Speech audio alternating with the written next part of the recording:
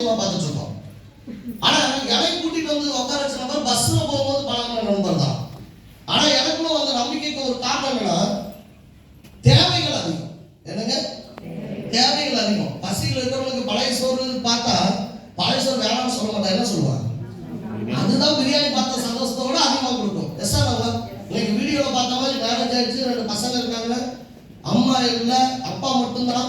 வாங்குற 1 மாத சம்பளத்தை வச்சு ஃபேமிலியை ரன் பண்ண முடியாத டைம்ல கடவுள் மாதிரி எனக்கு இந்த வாய்ப்பு பஸ்ல போகும்போது மூலியமா கொண்டு வந்து மீட்டிங் ஹால் உட்கார வச்சு கொடுக்கும்போது உங்களை மாதிரி நானும் ஸ்டார்டிங்ல பார்த்த நபர் தான். ஏன்னா லட்சக்கணக்கில் கோடிக்கணும், ஒரு 1000 ரூபாய் சம்பாதிக்கணும்னா ஒரு லட்சக்கணக்கில் முதலீடு போட்டாதான் 1000 ரூபாய் எடுக்க முடியும். லட்சங்கள் எடுக்கணும்னா கோடிக்கணக்கில் முதலீடு போகணும். Yes sir, hello yes sir. கோடிக்கணக்கில் எடுக்கணும்னா பல கோடி ரூபாய் முதலீடு போட்டோம்னா திருப்பூர்ல எடுக்க முடியாம உட்காந்துருக்காங்க. எஸ் சார், அப்போ ஒரு வாரத்துல 2,10,000 எந்த முதலீடு இல்லாம கிடைக்கும்னு சொல்லும்போது நல்ல வாய்ப்புக்குள்ள வந்த மாதிரி இருந்துச்சு. ஆனா 2,10,000 சொல்லும்போது என்ன ஆச்சு? நீங்க இப்ப என்ன எப்படி பாக்குறீங்க? அதே மாதிரிதான் நானும் பார்த்தேன்.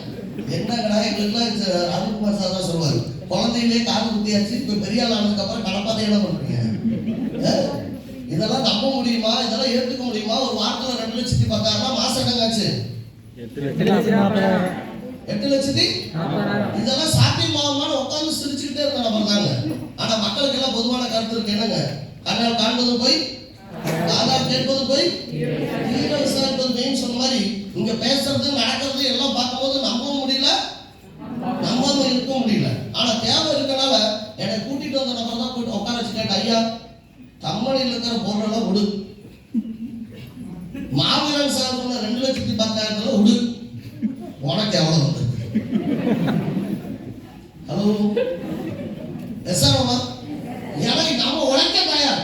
எஸ்ஆர்ஓவா உழைக்க தயார். ஆனா இங்க கிடைக்குமாங்கிறது இப்ப பிரச்சனை. எஸ்ஆர்ஓவா அப்ப நான் என்னை கூட்டிட்டு வந்த நபர்கிட்ட சொன்னேன், ஐயா எனக்கு நிறைய நபர் இங்க மேடையில் பேசும்போது நிறைய பேர் கூட சொல்லியிருப்பாங்க, இந்த கம்பெனியில பொருள் சூப்பரா இருக்கு, டேஸ்ட் சூப்பரா இருக்கு, சாம்பிள் சூப்பரா இருக்கு, மூட்டு வலி நல்லா நல்லா போகும், உலக வலி நல்லா போகும்னு சொல்லி பொருள் நல்லா இருக்குதுன்னு சொல்லி பொருள் யூஸ் பண்ணதுக்கு பிறகு பிசினஸ் ஸ்டார்ட் பண்ணியிருப்பாங்க. ஆனா நான் வேற மாதிரி பொருள், அது எது பொருளை பார்த்து ஆரம்பிக்கல, அது எதுவாக இருந்தாலும் அது அந்த பக்கம் கிடைக்கும். எனக்கு தேவையான பணம் என் உழைப்புக்கு அந்த வருமானம் கிடைக்குமா? வாங்கிட்டு இருந்த வருமானத்தை எடுத்து காட்டல. அப்ப எடுத்த ஒரே ஒரு முடிவு என்னன்னா, இன்னைக்கு 2013 இந்த பிசினஸ் வாய்ப்பா ஸ்டார்ட் பண்ணோம். அப்ப எடுத்து காட்டும்போது அவங்க காட்டின வருமானம் எல்லாமே அக்கௌண்ட்ல கிரெடிட் ஆனா சரி மெசேஜ் வருமானா.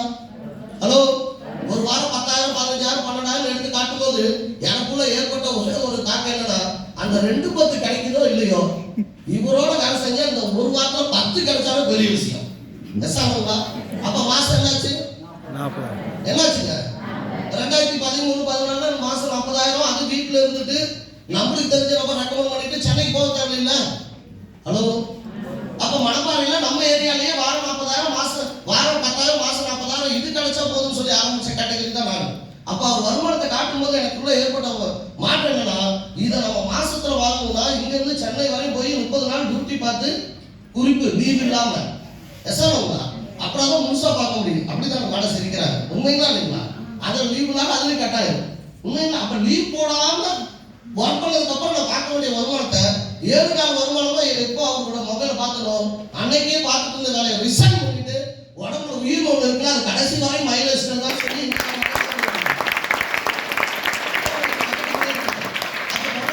இந்த பிசினஸ் வாய்ப்பு ஸ்டார்ட் பண்றப்ப சார் அழகா சொல்லியிருப்பாங்க, ரொம்பலாம் நீங்க முதலீடு போட தேவையில்லை. சாதாரண ஒரு பெட்டி கடை வைக்கிறதா கூட முதலீடே இல்லை. சொல்ல போனா ஒரு பெட்டி கடை வைக்கிறதா கூட இன்னைக்கு எவ்வளவு சார் தேவைப்படும்? எவ்வளவு தேவைப்படும்? 1 லட்சம் ரூபாய் பெட்டி அடிக்கிறதுக்கு கார்பெண்டருக்கே சரியா போயிடும். எஸ்ஆர்ஓங்களா உண்மைங்களா இல்லைங்களா? மினிமம் 3 லட்சத்துல இருந்து 5 லட்சத்துக்கு மேல போட்டாதான் நம்ம ஒரு பெட்டி கடையாவது என்ன பண்ண முடியும், ஆரம்பிக்க முடியும்.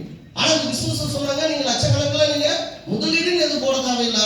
முனிராஜா சார், மாவீரன் சார் சொன்ன மாதிரி நீங்க ஆல்ரெடி பொருள் வாங்குற பழக்கம் இருக்கு, நீங்க வாங்க ஒருத்தருக்கு வாடிக்கையாளர் தான்.